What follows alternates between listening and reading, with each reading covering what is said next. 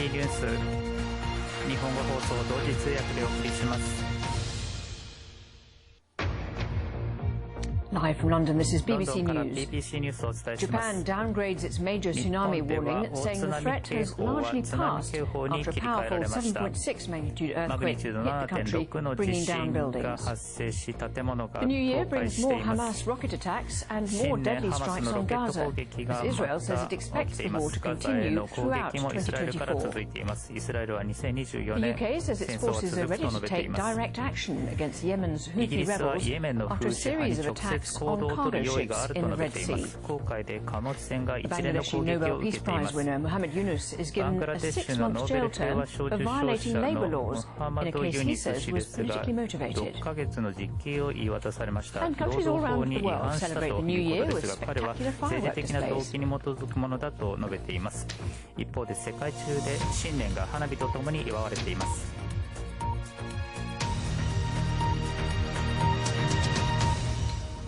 Hello, I'm Lauren Taylor. We begin in Japan, where a powerful earthquake and several strong aftershocks have hit the north coast of the main island of Honshu, destroying buildings and starting fires. In the last half hour, a major tsunami warning telling people in the coastal Noto area to move to higher ground was downgraded.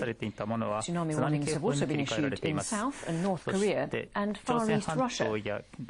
Japan's meteorological agency says the quake had a magnitude of 7.6 and struck just after 4 p.m. local time, with its epicenter in the Ishikawa region, close to the town of Anamizu. Several buildings are reported to have collapsed in the nearby town of Suzu. CCTV footage appears to show two coming down. You can see clouds of dust forming above the wreckage at the top left and right of the screen, and the roof on the building in the foreground cracking apart. Well, there are reports of people trapped in the rubble of collapsed houses. Some tsunami waves of just over a metre have reached the coastline. These pictures were filmed in nearby Niigata. There had been fears of waves up to 5 metres in places. And this video shows the moment the tremor happened inside a supermarket. The quake has disrupted flights and rail services, and there are reports that some major highways have been closed. More than 36,000 homes have also lost power supplies, but the agency which administers Japan's nuclear power plant says they have not been affected. Well, some images are now emerging of the damage caused by the quake. These buildings in Wajima give an idea of how violent the tremor was. You can see the rubble of what appears to be a collapsed shop at the end of the street. And these pictures show how dozens of roof tiles were dislodged by the quake, with the frames of some of the homes also badly damaged. One tourist who's on a snowboarding trip near Niigata described what the earthquake felt like. 新潟でスノーボードに来ていた人は次のように述べています。かなり大きな揺れでした。部屋が全部揺れて、テレビも揺れて、あらゆるものが揺れました。テーブルにあったものもですね。そして、とにかく全てが揺れていました。Rupert Wingfield Hayes is following the story, and Rupert, a bit of a downgrade to the warning. 警報は弱いものに切り替えられたということですね。そうですね。多くの人が日本で安堵していると思います。特に沿岸の人たちですね。5メートルもの津波の恐れというのは過ぎ去り、当局は大津波警報から津波警報にと切り替えたということです。ですからダウングレードされたということです。今、地震が起きてから5時間が経ちます。最初のものからですね。その後いくつかの余震がかなり大きなものを含めて起きていますが、脅威については和らいできているということです。今この警報がダウングレードされたということで、大津波は Meantime, there's quite a bit of damage. People are being told still to stay away from their homes if they have evacuated. 人々は家から避難しているのでしょうか。Well, it's now well into the night in Japan, and people who have evacuated to evacuation centres, which you find in every town in Japan, on high ground there are strengthened buildings, community centres or schools that are used as evacuation centres during times of disaster, whether they're earthquake, typhoon, things like that. So people will have moved to those places, and I would expect many of them to stay there through the night until the damage to their properties and to their towns has been fully fully assessed, and then they will probably begin to return home. But as you say, there has been significant damage. We've seen pictures from one town in the north of the Noto Peninsula where a large fire broke out. It is out of control, and it appears to be burning a whole neighborhood.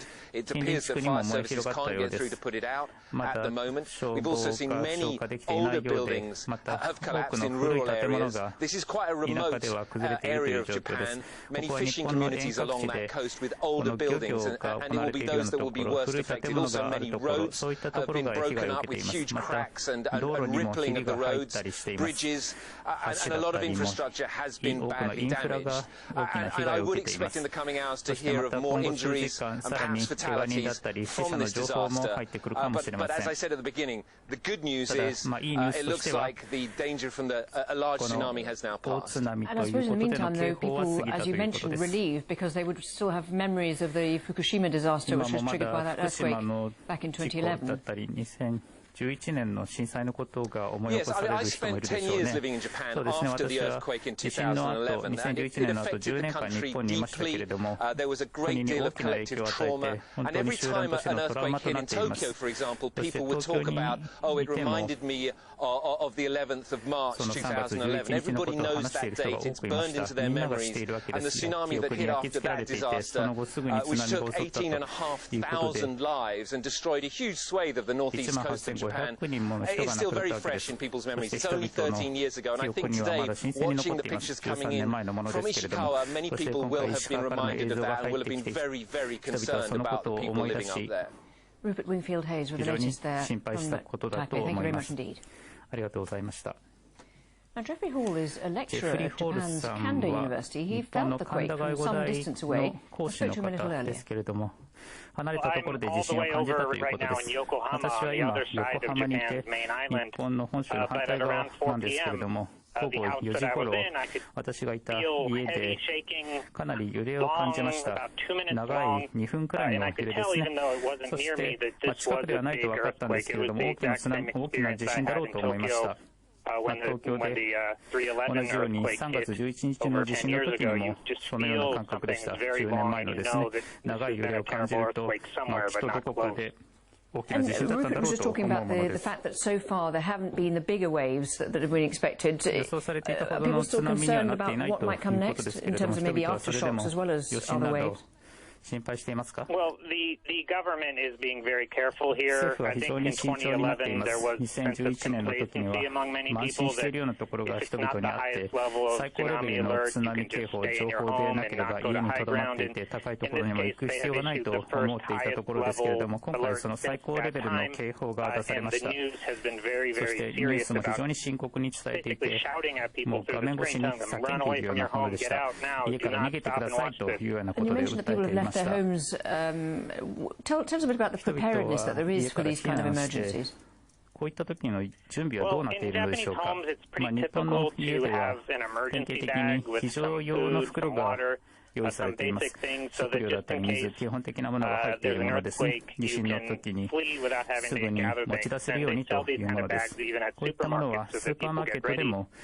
Also, there are evacuation centers that have been designated in most communities, and people will be sent maps to know where they can go, where there's a high ground, or in cases where the land is too flat, they have platforms that they can go up onto to be safe from tsunamis. So many people have evacuated from their homes, and they're now in these evacuation centers that are supposed to be safer, but they don't have a lot of food, they don't have all these things that they left behind in their home. And what about you? Did you, I mean, I suppose you were on the other side, so it wasn't as strong. Are you concerned at all about what might happen next? Well, it's obviously very concerning that for the people over there, but over here in the other side of Japan, Tokyo, Yokohama, it's not really a danger for us, but it's still something that every single TV channel is playing alert on their screen or having live coverage of it because it's just such a huge thing. This is the day that many people from other parts of Japan will go back to their hometown. So many people are visiting